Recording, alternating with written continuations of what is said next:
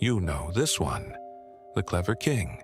10 years at war, 10 more lost at sea, and through all of it, one man's wits carrying him home. Home to a faithful wife, a waiting son, an island that never stopped believing. The hero who outlasted gods and monsters and finally came home. That is the version they carved. The cleverest man who ever lived. The survivor, the one the whole epic is named for. But every story has a teller, and this one was told by the man who needed you to admire him. So ask it, what does it actually cost to become the hero of the story? The statues lied about him. Here's the truth. He did not want to go. That is the first thing the legend quietly drops. When the call came to sail for Troy, Odysseus, king of Ithaca, did not leap at glory. He tried to dodge it. He feigned madness, yoked an ox and a donkey together and plowed his fields with salt, sowing the earth with ruin to look like a man who had lost his mind. And it nearly worked. Until they laid his infant son Telemachus in the furrow, in the path of the blade, and the plow stopped. A sane man stops. The trick collapsed, and the cleverest man in Greece went to a war he never wanted, already proven willing to play any part to save himself. Then 10 years at the walls of Troy. 10 years of a siege that would not break until he broke it. The horse was his idea, a gift, hollow and enormous, left at the gates while the Greek ships pretended to sail away. The Trojans hauled their own death through the walls and feasted in celebration. And in the dark, the belly opened. He did not win the war in open battle. He ended it by hiding armed men inside a lie and unleashing them on a sleeping, drunk, defenseless city. Troy did not fall. Troy was slaughtered in its bed. That was the masterstroke. That was the cunning the bards would sing. Remember what it actually was. Then came the long way home, and the choice that doomed everyone who trusted him. On the island of the Cyclops, Odysseus and his men were trapped in the cave of Polyphemus, a giant who ate them 2 at a time. The escape was brilliant. He blinded the giant with a sharpened stake, told him his name was Nobody, so that when the other Cyclopes came running, Polyphemus screamed that nobody had heard him, and they left. He hid his men under the bellies of the sheep and walked them out to the ships. It was perfect. It was clever. It was enough. And then, safe on the water, with his crew alive and the shore falling behind, he could not let it go.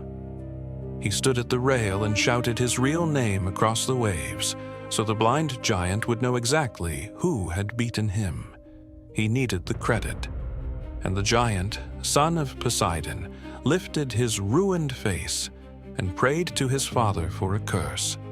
What is one man's pride worth when the bill for it comes due on every other man aboard? Here is the truth, the marble buried. Count the men. 12 ships left Troy with Odysseus. Hundreds of sailors, fathers, brothers, sons, who followed their king because they believed he would bring them home. Not one of them made it. At the Strait of Scylla, he knew the monster would take 6 men. The goddess had warned him, told him plainly how many he would lose. He chose not to tell the crew, because men who know they are the sacrifice do not row in formation.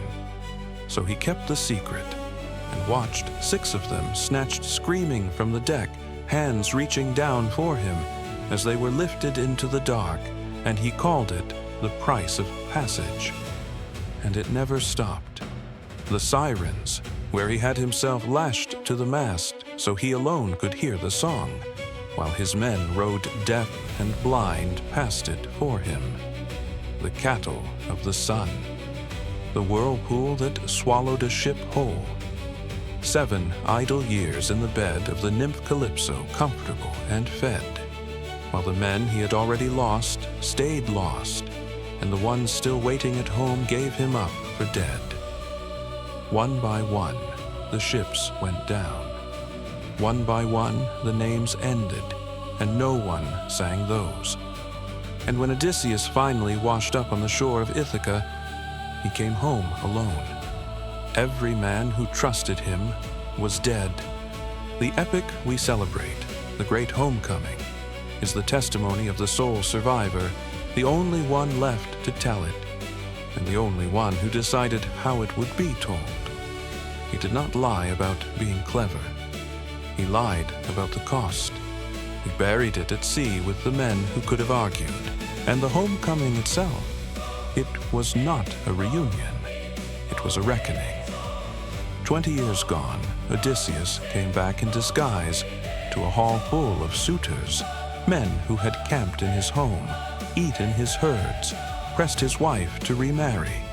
He strung a bow no other man in the room could bend, and the moment the first arrow flew, the disguise fell away.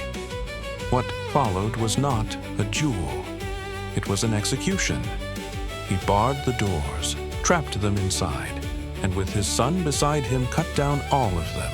Over 100 men killed in a sealed room with no way out, until the floor of his own hall ran ankle-deep in blood, and the dead were piled at the doors they could not open. And then, the story rushes past.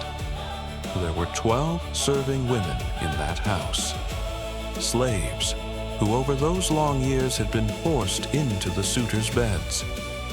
Odysseus first made them carry out the bodies of the men they had been forced to sleep with, and scrub their master's blood from the stones on their hands and knees. And when the hall was clean, he had them hanged. 12 women, dragged to the courtyard and strung up in a row, their feet kicking briefly, for the crime of what had been done to them. That is the homecoming.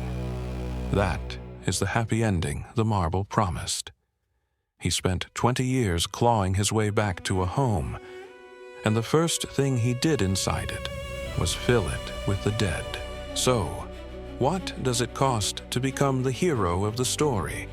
Everyone else, every man who rode for him, every soul who trusted the clever king to bring them home. He paid for his legend with their lives, and then he survived to be the one who decided it was a legend at all. He never lied about being cunning. The lie is ours, the one we carved when we called the cost heroism, and looked away from the bodies in the water and the women in the courtyard. So the next time a story hands you a single survivor and calls him a hero, ask who isn't there to tell it differently. Next time, a boy, a pair of wings, and a father who built the cage before he built the escape. The statues lied. They always have.